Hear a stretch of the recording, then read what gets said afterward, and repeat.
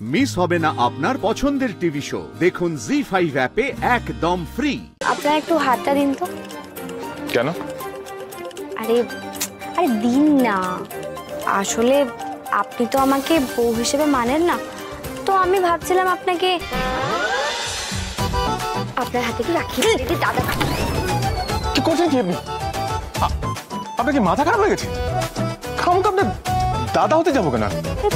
ছোট হলে না হয় বয়সে, তখন আমি ভাই বানাতাম, যেহেতু আপনি বয়সেও বড় তাই ভাবলাম দাদাই বানিয়ে নি।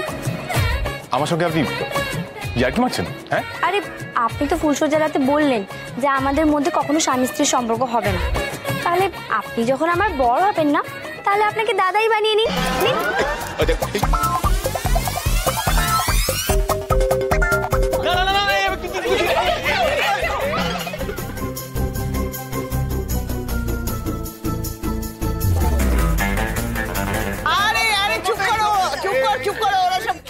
খেলছে, হ্যাঁ ছোঁয়াছুঁই।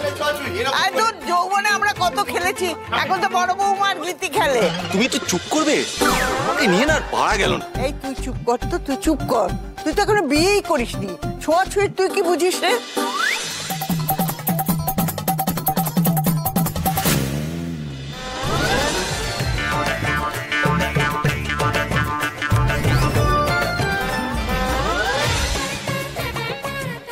এই মল্লিক বাড়িতে কি ওই প্রসেনজিৎ ঋতুপর্ণার সিনসিনারিও চলছে?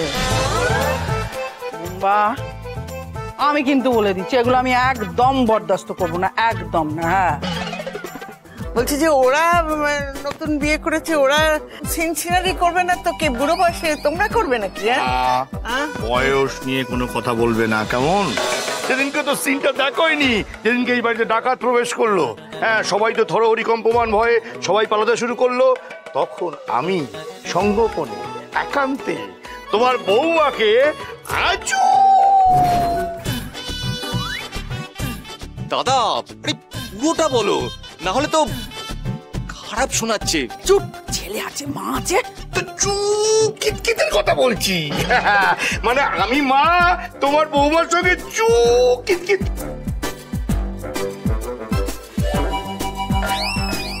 হবে তো দুদিন হলো তোমার বিয়ে হয়েছে, এর মধ্যেই ময়দান ছেড়ে পালাবে? সব মেয়েদের জীবনেই বিয়ের পর পরিবর্তন আসে মা, সেই জন্য পালিয়ে যাওয়াটা কিন্তু বোকামি। ধৈর্য রাখো মা, সব ঠিক হয়ে যাবে।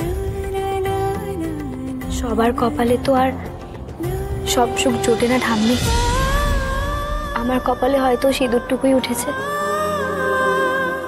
সোহাগটা আর নেই। আজ তো রাখি, আসলে আমার নিজের তো কোনো ভাই নেই, তাই ওনারা সবাই মিলে বললেন যখন আমি আর না করতে পারিনি, কিন্তু কাল সকালে বাস ধরে আমাকে যেতেই হবে। আমারও রাধা মাধবকে পই পই করে বলা আছে তুই এই বাড়িতে থাকবি, তুই কি করে যাস আমিও দেখবো। এই বুড়ি ঠাম্মি বলছে তোর ভাগে সোহাগ ছিটে ফোটাও কম পড়বে না, তুই দেখে নিস। জি5 ডাউনলোড করুন আর সব এপিসোড দেখুন একদম ফ্রি।